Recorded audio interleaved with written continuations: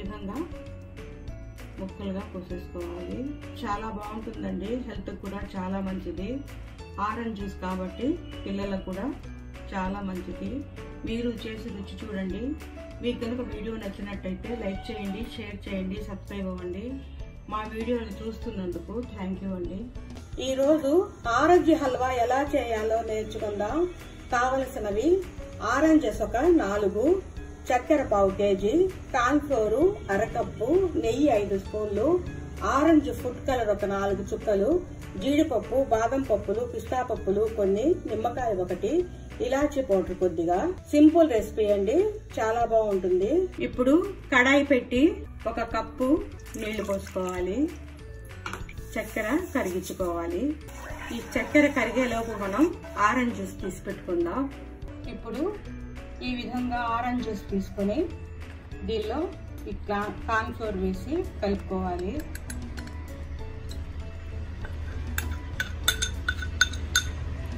గుల్లలు లేకుండా కలిపేసుకోవాలి.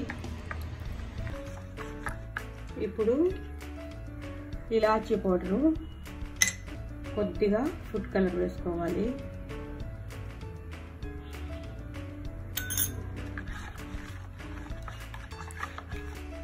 చక్కెర పాకం రావాల్సిన అవసరం లేదండి, ఇది బాగా ఉడికితే సరిపోతుంది. ఇప్పుడు దీనిలో ఈ కలిపి పెట్టుకున్న మిశ్రమం వేసి ఉడికించుకోవాలి. ఆపకుండా కలుపుతూనే ఉండాలి. ఇది గట్టి పడిపోయింది. ఇప్పుడు మీడియం ఫ్లేమ్లో పెట్టుకోవాలి. 1 స్పూను నెయ్యి వేసుకోవాలి.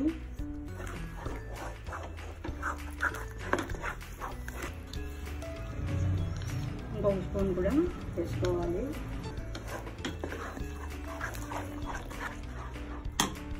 ఇంకొక స్పూన్ కూడా వేసేసుకోవాలి. ఇప్పుడు ఒక అరడబ్బ నిమ్మరసం వేసేసుకోవాలి. ఒక గిన్నెకు ఈ విధంగా నెయ్యి పూసి ఉంచుకోవాలి.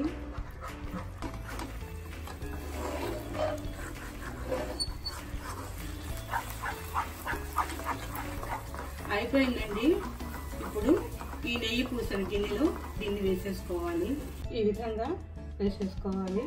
ఇప్పుడు దీని మీద తరిగిన డ్రై ఫ్రూట్స్ వేసుకుందాం.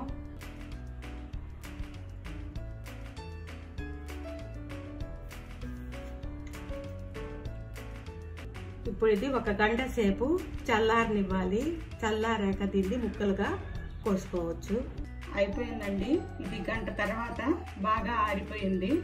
ఇప్పుడు ముక్కలుగా కట్ చేసేసుకుందాం.